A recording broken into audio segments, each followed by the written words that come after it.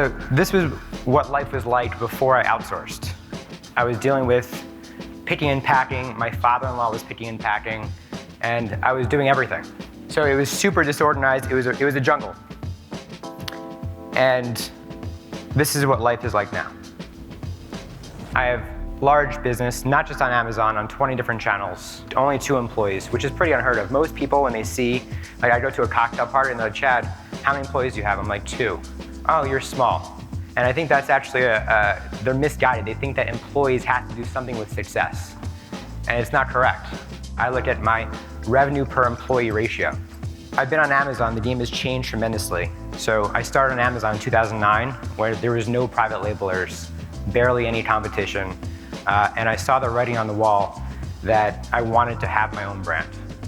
I was tired of this pissing contest for price, and I started Crucial Vacuum in 2009. My parents had a vacuum store. They were going out of business, and I wanted to help them take their business online. And then I decided, instead of being a reseller, I wanted to actually manufacture my own goods. Since 2009, on average, we have grown SKU count 87% each year, which is crazy. This is the graph of the products I've added since 2009. So we ended, actually right now, year to date in 2017, we have 767 products. Last year alone, we added 200 products. And I'm not saying this to honk my own horn, I'm talking about efficiency. We added 200 products with 2 employees last year. Amazon Basics, Amazon's private label initiative, added 287 products last year. And they have a massive team.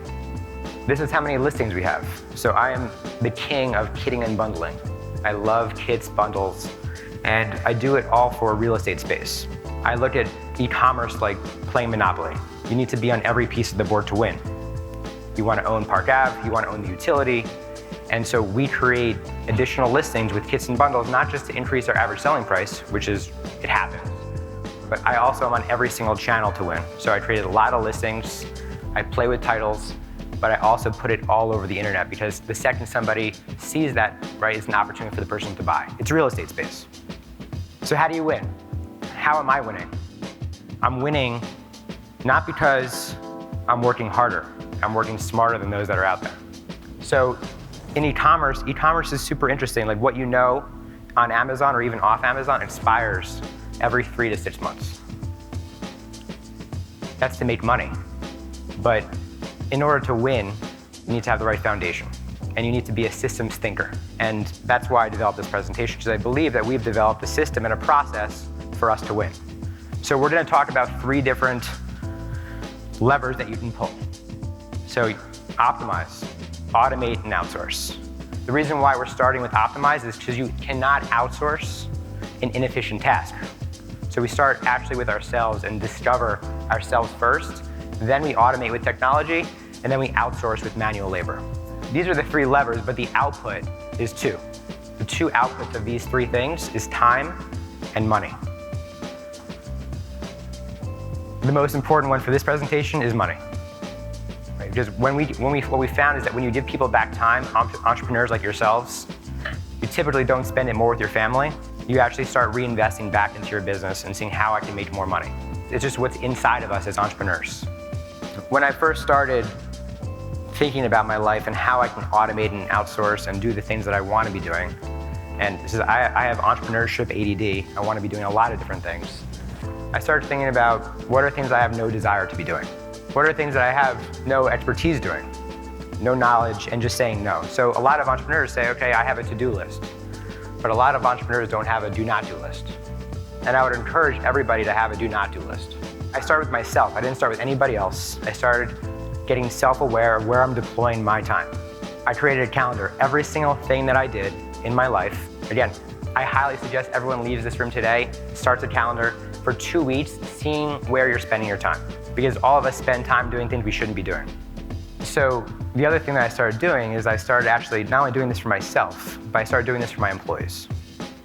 So I started meeting with employees and saying, okay, I want you to create a calendar. I want you to create a list of everything that you're doing. They had no idea why they were putting together a calendar. And they printed it out on Google for me and gave it to me. And I said, wait, why are you doing this? And why are you spending 3 hours doing this, writing a blog post? That's a waste of your time, right? And so A lot of companies out there today, they give out free lunch, they give out holistic water, okay? We give out virtual assistants to every single employee. So when we have our weekly huddle meetings, I start asking questions like, hey, did you accomplish this? Or was this accomplished? And we start going through the boards I'm about to teach you here. And sometimes time comes up, or hey, I don't have capacity. And capacity and time are never impediments to our success, to accomplishing what we need to do. I always think about activities I'm doing and I say to myself, is this helping me make more money? And so not all work is created equal. I split this up into quadrants. And I read a lot about outsourcing too. I try to read up on a lot of blogs, but I think about what I'm doing that's high impact and high effort. Low impact, low effort. So the first piece is anything that's high effort and low impact is a complete waste of your time. It's not helping you make more money. So what is that? Restocking your fridge at the office. Right? You should not be going to King's and going to buy cold brew for your team. Right? It's a waste of your time. It's not gonna help you make more money. Don't do it. Low effort, low impact. Again, stay away from this quadrant. Something that's high impact and low effort, this is me actually answering emails. I call it snacking. Things that make you really feel really good in the short term, like I just answered 45 emails in 2 hours. Damn, I'm good, right? I accomplished something today. And again, short term. You can outsource that. That's a great quadrant to get rid of. Anything that's snacking, you want to remove off your plate. You want to get to the desserts. You want to actually go and score home runs. So anything that's high impact, high effort, it's that 80-20. And what if you can actually deploy more time into what's actually producing results and 5x your impact for the company?